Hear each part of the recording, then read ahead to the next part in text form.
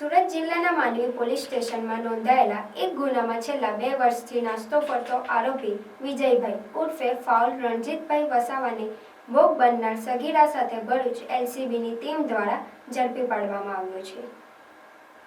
Bharuch એલસીબીના police inspector MP વાળાએ આરોપીઓને શોધવા માટે વિશેષ સૂચનાઓ આપી હતી, જેના આધારે પીએસઆઈ આર.કે. તોરાણીની ટીમ અંકલેશ્વર વિસ્તારમાં પેટ્રોલિંગ કરી રહી હતી.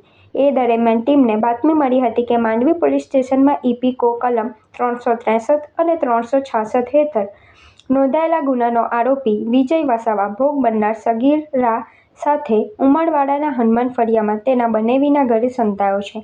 બાતમીના આધારે પોલીસે તાત્કાલિક દરોડો પાડીને આરોપી વિજયભાઈ વસાવા અને સગીરાને ઝડપી પાડ્યા હતા.